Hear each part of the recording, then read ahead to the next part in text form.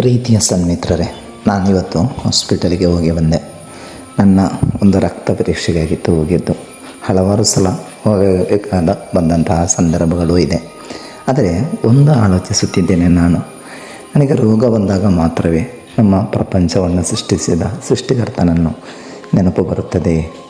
ಆದರೆ ಅದೆಷ್ಟೋ ರೋಗಿಗಳು ಕೆಲವೊಮ್ಮೆ ಐಸಿಯುವಿನ ವಾರ್ಡಿನಲ್ಲಿ ಕುಳಿತುಕೊಂಡು ಅವರು ಮಾಡುವಂತಹ ಪ್ರಾರ್ಥನೆಗಳು, ಅವರು ನಮ್ಮ ಕುಟುಂಬಕ್ಕೆ ಮಾಡುವಂತಹ ಒಂದೊಂದು ತ್ಯಾಗಗಳು ನೆನೆಸುವಾಗ ಕಣ್ಣಂಚಿನಲ್ಲಿ ನೀರು ಬರುತ್ತದೆ.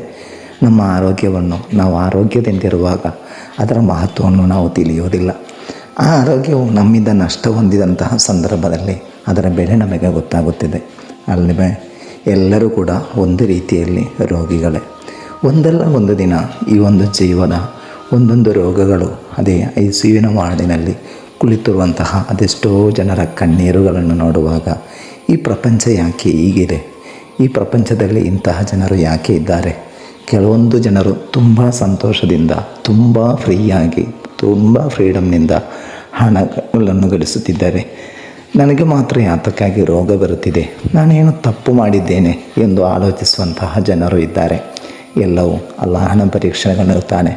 ನಮಗೆ ಆರೋಗ್ಯವಿರುವಂತಹ ಸಂದರ್ಭದಲ್ಲಿ ಯಾರೊಂದಿಗೂ ಹಗೆತನವಿರದೆ, ಯಾರೊಂದಿಗೂ ನೋವನ್ನು ಮಾಡದೆ, ಪರಸ್ಪರ ಪ್ರೀತಿಯಿಂದ, ಹೊಂದಾಣಿಕೆಯಿಂದ ಎಲ್ಲರಿಗೂ ಸಹಾಯ ಮಾಡುವಂತಹ ಒಂದು ಮನಸ್ಸನ್ನಿಟ್ಟುಕೊಂಡು ಜೀವಿಸುವ. ಹಾಗಾದರೆ ಮಾತ್ರ ಈ ಪ್ರಪಂಚದಲ್ಲಿ ಉತ್ತಮ ವ್ಯಕ್ತಿಗಳಾಗಿ ಜೀವಿಸಲು ಸಾಧ್ಯವಿರುವುದು.